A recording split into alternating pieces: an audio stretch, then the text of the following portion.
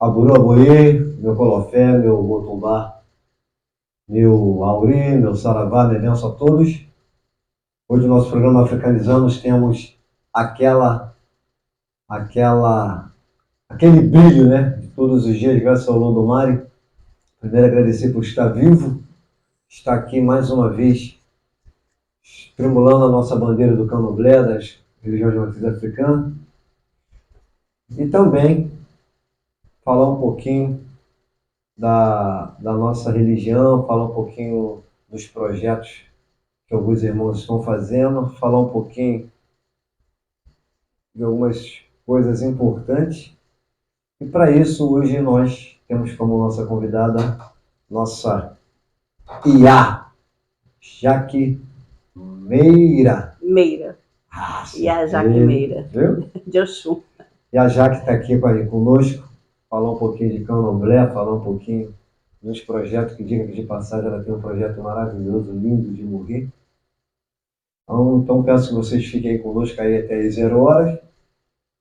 E a Aburu Aboye, fica à vontade. Aburu Aboye, Boxaxé, boa noite a todos, né? Mucuyu para quem é de Mucuyu, Colofé para quem é de Colofé, a bênção a todos, Saravá para quem é de Saravá, e meu Aurê também para quem é do Aurê.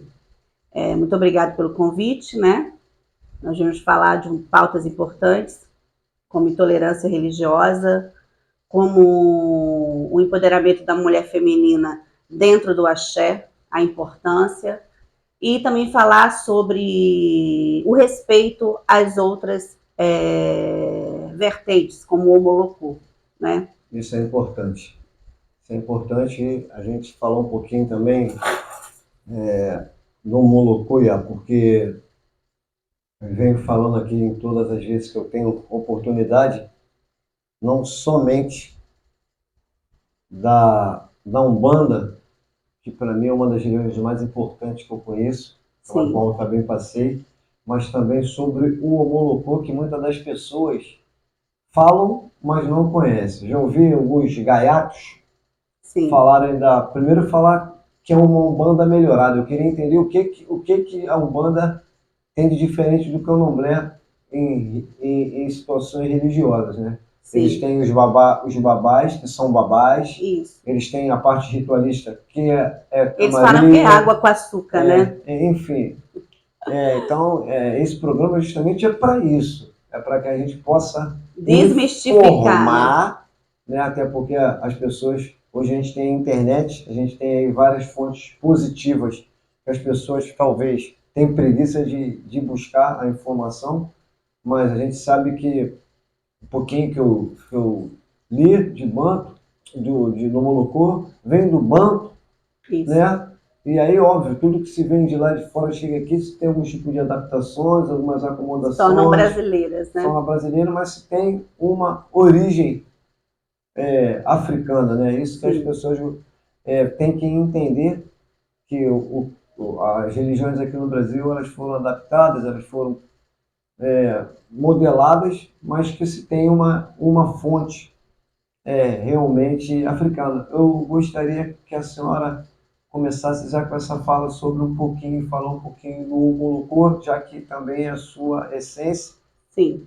Não precisamos entrar em detalhe, porque aqui não não dá fundamentos. Academia, nem faculdade de macumba. Aqui a gente passa algumas informações, né? Algumas informações, até que faz que as pessoas possam não entender faculdade. E saber, né? Porque aqui a gente pode até abrir uma faculdade, né? Sem fundamentos, sem graças ao Lodomari, as pessoas que vêm aqui, graças ao Lodomari, são pessoas bem inteligentes, que poderiam até se formarmos uma faculdade para poder falar, mas aqui a nossa ideia não é mudar a ideologia de ninguém, não é passar nada, uma verdade absoluta, porque cada não existe, né? Aqui a gente quer passar um pouquinho das informações para aqueles que se interessam em saber um pouco, porque o conhecimento ele não ocupa espaço, saber um pouquinho do Omolocô. Na verdade, a nossa origem é o Omolocô, né? Umbanda Omolocô. E nós viemos uma casa, que é da avó do meu esposo, que também é babá, que inclusive ganhou ano passado o Prêmio Baobá, né? Comprovando a sua ancestralidade. O Prêmio Baobá, para quem não sabe, só recebem casas acima de 50 anos, que são casas que realmente provam a sua existência, né? Então, a nossa casa tem 84 anos de muito fundamento, coisas que nem vemos hoje em dia, né? Então, as pessoas falam do Omolocô, mas o Omolocô está na história, né? Ele está na história. Se você é historiador e estuda a história, né, africana e as adaptações aqui, você vai saber que faz parte. O Tata Tancredo foi um grande ativista na época, né, de 1990, e que ele trouxe, né, essa disputa, né, de território, mostrando para nós, né, a Umbanda Omolocô, que na época ele chamava de Umbanda Omolocô, né, era o termo que ele usava. Mas hoje, né, hoje nós falamos de nação, né, porque é um culto, sim, independente, né, é um culto com tradições, tradicional e familiar, né. O Omolocô, ele vem trazendo, né, que é os cultos dos caboclos, pretos velhos, né, das entidades brasileiras, né, e também dos orixás na sua essência de fundamentos, do qual foram passados para essa cadeia, né, de herdeiros que ficaram aqui no Brasil, né. O Tata Tancredo foi uma figura importante que ele trouxe para, né, nós, né, esse ativismo político, né, e social, que é muito importante para que nós possamos aprender a entender um pouco da cultura, não só da cultura afro, mas da cultura afro-brasileira, né? Então as pessoas têm que parar de julgar, né, tem que parar de falar do Omolocô, porque já é comprovado na história, né? Nós agora obtivemos uma vitória, o qual, né, tivemos o Dia do Omolocô, né? Eu tive numa audiência, uma reunião com o deputado Átila Nunes, muito obrigada, Átila, né? E nós conseguimos, né? O Dia do Omolocô, eles me pediram, eu fiz um resumo, né? Com textos históricos, né? E já existe uma tese de 2000 que fala 2021, ela fala 2020, foi a primeira tese no estado no Rio de Janeiro, né, que fala sobre o Omolocô e que comprova com documentos, né, a importância que Tata Tancredo trouxe do Omolocô e a resistência, né, que é aqui no Rio de Janeiro, no estado do Rio de Janeiro e em outros estados também.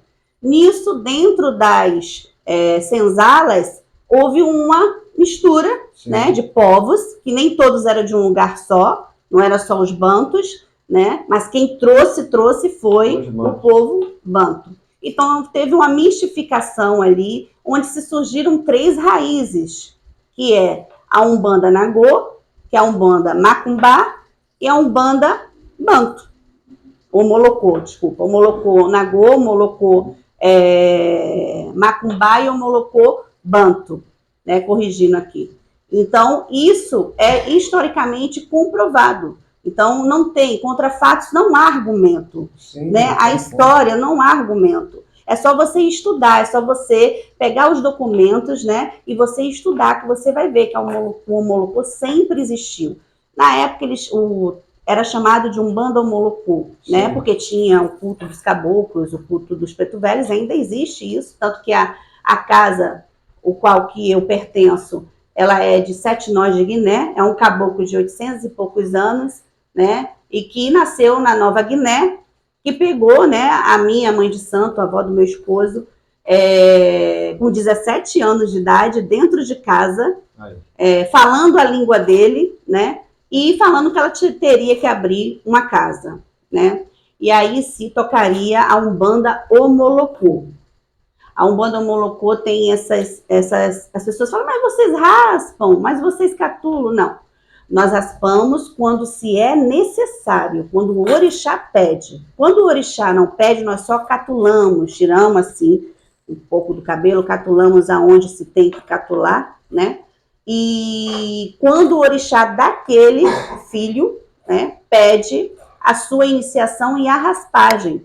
Até porque nós sabemos que isso não é necessário, né? Existe odus que você não pode tirar o cabelo, né? Nós sabemos, as pessoas também podem apurar e também aprenderem sobre isso, que Exato. muito mais vale um ebó do que uma iniciação. Nem todo mundo vê que essa necessidade de se iniciar.